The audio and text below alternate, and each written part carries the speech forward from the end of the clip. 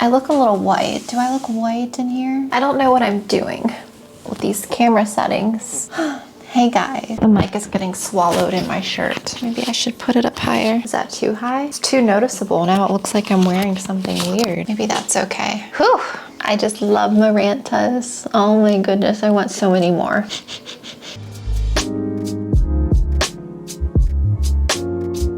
My name is Melissa if you're new here, so welcome, and I'm happy you're here. If you're not already subscribed to my channel, I would love the support if you want to hit that little subscribe button down below. And yeah, let's get started. I have quite a few Marantas in my collection. I will post a photo maybe on the screen so you can take a look at my Marantas, but I love them. They grow so well for me, so I'm very lucky, but they are so easy to propagate. If you have a Maranta that's looking a little bare, like just some thin strands in the pot, and you want to learn how to fill it out to maybe perhaps make it look like this here. Like, look at this beauty. It's so big and full and fluffy. I'm going to teach you how I accomplish that, and it doesn't take very long. You just need to have a little bit of patience for the roots to grow.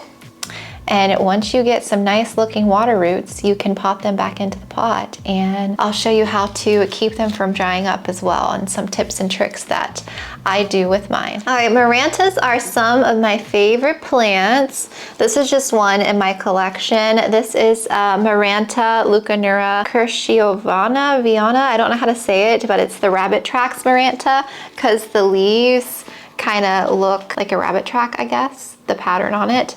It is a beautiful Maranta. This one has done so well for me. It grows really fast and they're really easy to propagate. I will flip the camera around and show you kind of up close how I propagate and the process of that. So on Marantas, as you can see, you will notice on the stem here where there's an actual node, like a little bump that you can see right here. So that is the node. From that node, they will branch off and continue growing. So here's another node right here. And that's a little baby node, and it'll continue growing new leaves and shoots out of the nodes. To propagate, what you can do is you can cut below this one to propagate, which I would probably do. And you can cut below this one as well to propagate.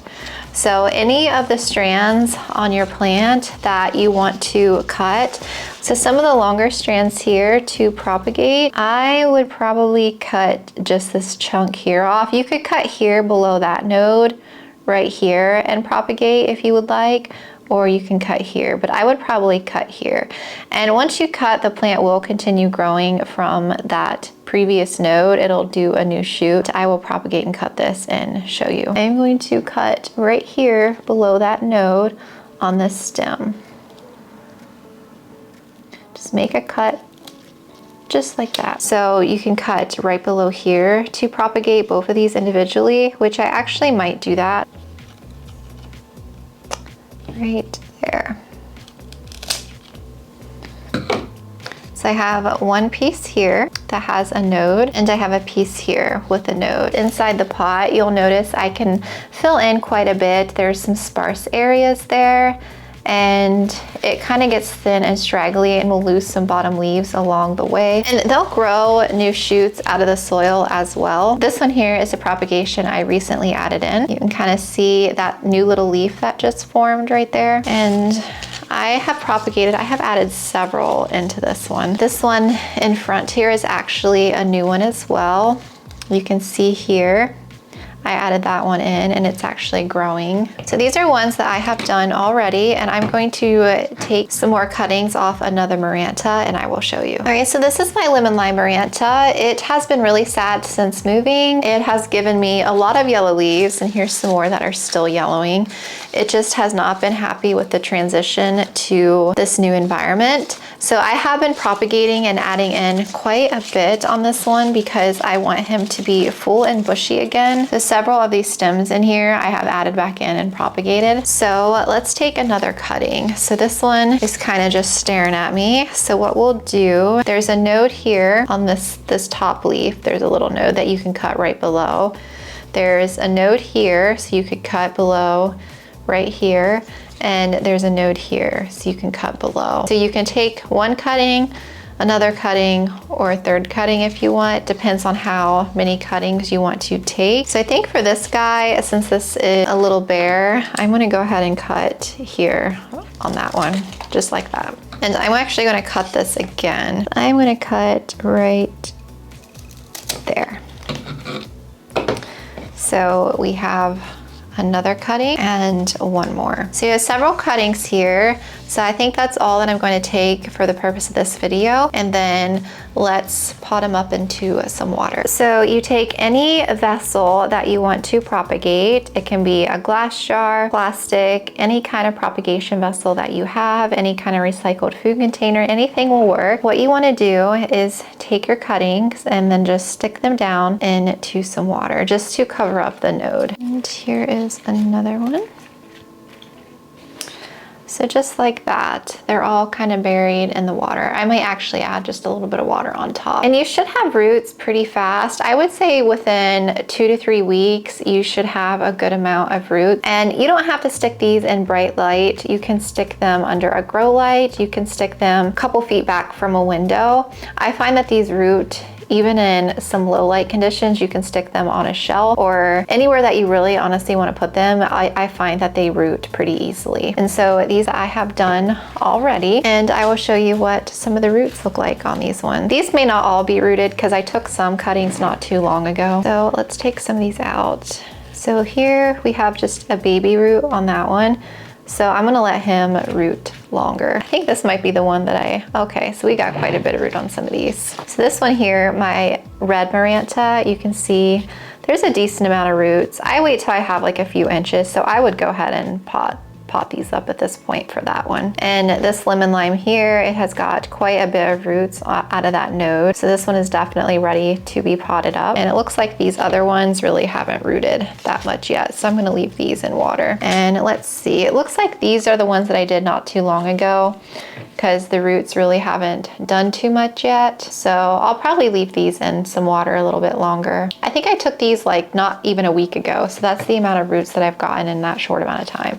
So I have one lemon lime that I can pot back into the pot with you and one red Maranta, and I will do those on camera so you can see that process. This is a little tool that I got out of a succulent kit off of Amazon. It was around $10 and you get like 15 pieces. So I can link my kit that I use down below for you, but any kind of tool or chopstick or anything that you can make a little hole into the soil, this is perfect for making that, and I love this tool so much. So you just want to find an empty spot in your soil, and I just watered this one not too long ago, so it's pretty wet. I gave this girl a big drink. So you're just going to make a good little hole, and I kind of go far enough down that I can get the roots down in there. Because the thing with adding in propagations is you don't want the roots to sit on top of the soil, because when that top part of the soil begins to dry, those roots will dry out. So it's important to get the roots down far enough into that hole.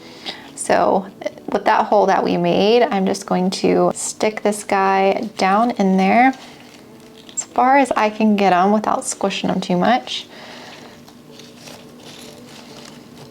And then I just kind of fill around with my finger. And this soil is pretty wet since I watered this guy, but what I would normally do, give that prop a little extra water where we added that in. Just like that, and it doesn't water the entire plant, so you don't risk overwatering the entire plant. And so once this cutting has been added in, what you want to do, give that cutting a little extra water, like every 4 or 5 days, just to keep that area a bit moist. Since these guys came from water, you don't want that area to dry out. And then once those roots get a little bit more established in that pot, they will root pretty well for you and start pushing out new growth. If you let this area get dry, you'll notice these leaves just shrivel up and get brown and die. So that means the cuttings got too dry. So it's important every like 4 or 5 days to give this area a bit of water. And you can water the whole plant if it needs it, but since this plant doesn't need it, I am just watering the cuttings in. in. I would add some in every 4 to 5 days, maybe for like 2 weeks, and they should have transitioned by that time, and then you don't have to worry about keeping that cutting a bit wet, and you can just water the plant as normal and it'll do just fine. So let's do one more. Let's add this one into my red Maranta. All right, so this is my red Maranta. It is filling out nicely on top. I have propagated this guy a lot as well. And I just watered all my Marantas, so the soil looks really wet, but I usually let them dry about halfway. So I just find an empty spot in the soil, so kind of right here on the edge would be perfect. And what I will do again is make a little hole in the soil.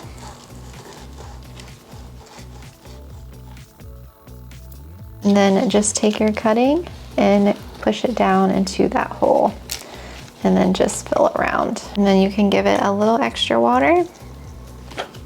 And that's it. Just make sure to give it water every like 4 or 5 days, just so that area doesn't dry, and it'll root and grow, and your plant will get really bushy that way. Because usually when these grow out, they'll get long and straggly. So I like to propagate them to fill them out. And these guys can trail when they get long enough. I do want that eventually with these guys, so I'm hoping to keep propagating to fill out the top so it doesn't look bare, because I would love this one to kind of fill out more here and just be really full and bushy. So that is it. That is all you have to do to propagate a Maranta.